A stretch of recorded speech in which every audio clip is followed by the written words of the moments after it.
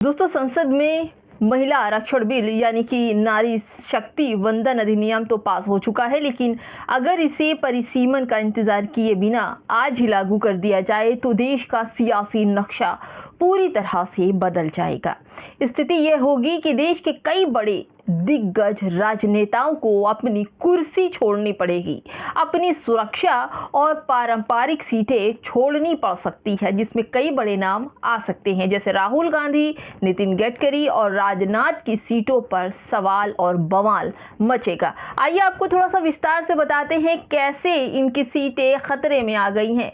नमस्कार, आप देख रहे हैं वामसेफ न्यूज़ और मैं हूं आपके साथ शैला। दोस्तों, संसद में इस वक्त महिला आरक्षण बिल पर गर्मा गर्मी चल रही है। इसी बीच अगर आंकड़ों की बात करें तो मनी कंट्रोल ने चुनाव आयोग के 2024 के वोटर डेटा का विश्लेषण किया है, जिसमें बेहद चौंकाने वाली तस्वीरें भी सामने आई हैं।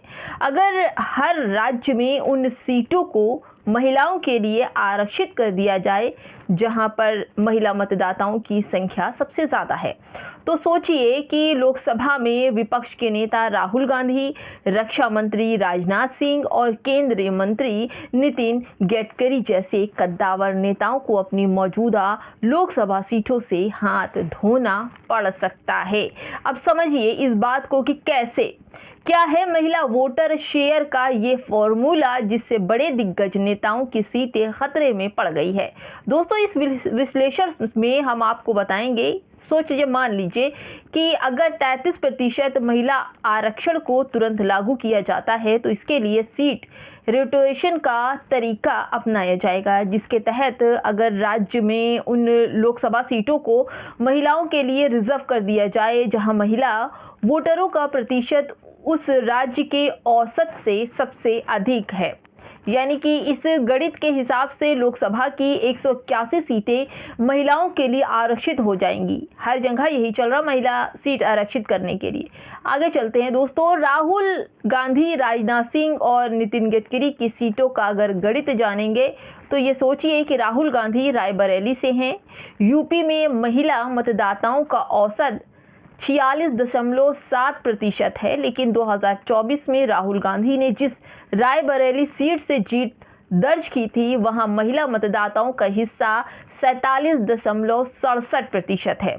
औसत से ज़्यादा होने के कारण रायबरेली में महिला आरक्षित सीट बन जाएगी और जिसमें राहुल गांधी खाली हो जाएंगे। बात राजनाथ सिंह की करते हैं। रक्षा मंत्री और बीजेपी के वरिष्ठ नेता राजनाथ सिंह की लखनऊ सीट पर 47.11% महिला मतदाता हैं, जो इसे महिला आरक्षण के दायरे में लाकर खड़ा करता है। दोस्तों, आगे नितिन गडकरी की बात कर लेते हैं तो नागपुर महाराष्ट्र में महिला वोटरों की राज्य स्तरीय औसत संख्या जो है 48 है, लेकिन केंद्रीय मंत्री नितिन गडकरी की नागपुर सीट पर यह आंकड़ा 39.9% है। ऐसे में नागपुर सीट भी महिलाओं के लिए आरक्षित होने की प्रबल दावेदारी बन जाती है। फिर दोस्तों, अमेठी में भी खतरा। इसके अलावा कांग्रेस के किशोरी लाल शर्मा द्वारा जीती गई स्मृति ईरानी की पुरानी जो सीट थी उस पर भी खतरा। अमेठी 47.46% महिला वोटरों पर भी राडार पर आ रही हैं। इन दिग्गजों को भी खोजना पड़ेगा नया ठिकाना, क्योंकि महिला अब इनकी सीटों पर कब्जा जमाने आ रही हैं, क्योंकि राहुल गांधी या गडकरी ही नहीं, कई अन्य प्रमुख नेताओं की सीटें भी इस फार्मूले के तहत महिलाओं के खाते में जा सकती हैं, जिनमें हिमाचल प्रदेश के हमीरपुर से अनुराग ठाकुर, कर्नाटक के मंड्या से HD कुमार स्वामी हैं, बिहार के गया के जीतन राम मांझी हैं, गुटूर से चंद्रशेखर पेम्मासानी हैं, असम के जोरहाट से गौरव गोगोई हैं, पश्चिम बंगाल के श्रीरामपुर से कल्याण बनर्जी हैं और वर्धमान दुर्गापुर से कृति आज़ाद जैसे बड़े नाम शामिल हो सकते हैं इस महिला आरक्षण सीट पर। दोस्तों, 181 से 155 सांसदों को छोड़नी होगी अपनी सीटें। सबसे दिलचस्प पहलू यह है कि अगर आज 181 सीट महिलाओं के लिए आरक्षित की जाती जाती है तो वर्तमान में उन सीटों पर काबिज 155 सांसदों को, जो कि पुरुष हैं, वो अगली बार किसी नई सीट से चुनाव लड़ना उन्हें होगा। वर्तमान लोकसभा की केवल 26 महिला सांसद ही ऐसी हैं जो इस फॉर्मूले के तहत अपनी मौजूदा सीट पर दोबारा चुनाव लड़ पाएंगी, क्योंकि उनकी सीटें पहले से ही हाई महिला वोटर वाली कैटेगरी में आती हैं दोस्तों। इसीलिए इन पर जो हैं वो अपनी सीट छोड़ेंगी नहीं। तो महिला आरक्षण जो होगा वो महिलाओं के खाते में एक अच्छी बात लेकर आ रहा है कि इन लोगों की सीट छूटेगी।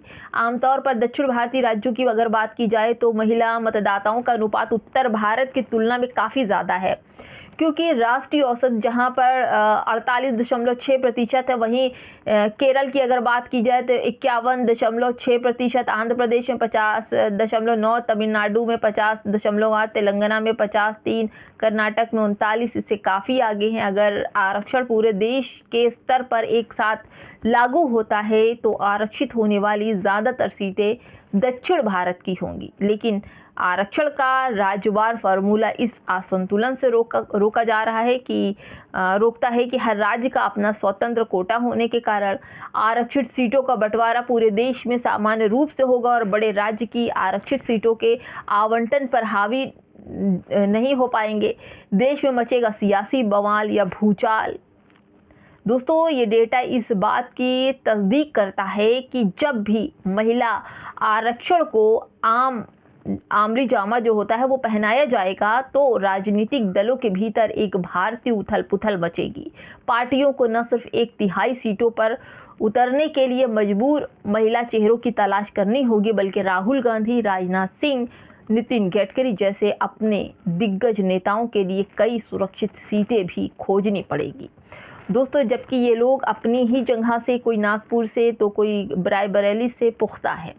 चुनाव से पहले ही सेफ सीट खोजने की यह कवायद जो देश में एक बड़े सियासी भूचाल का कारण बन सकती है। लेकिन सरकार अभी अपने पिछले कारनामों की बात करे तो वो महिला आरक्षण सीट पर इस तरह से बवाल लेकर आई है कि महिला आरक्षण की तो छोड़ दिए, परिसीमन पर जिस तरह का बवाल संसद में देखने को मिल रहा है, तो वहाँ पर तमिलनाडु के डीएमके के जो मुख्यमंत्री हैं उन्होंने तो काला कपड़ा भी पहन लिया, झंडे भी काले फहरा दिए और पूरी तरह से इस पूरे बिल को वो नकार रहे हैं। फिलहाल दोस्तों, इस वीडियो में इतना ही। राहुल गांधी, राजनाथ सिंह और नितिन गडकरी की इस पूरे परिसीमन महिला आरक्षण बिल पर सीट जा सकती है और इनको नए ठिकाने, नई सीटों के लिए जगह ढूंढनी पड़ सकती है। ऐसे में आप क्या कहेंगे, कमेंट में हमें ज़रूर बताइएगा।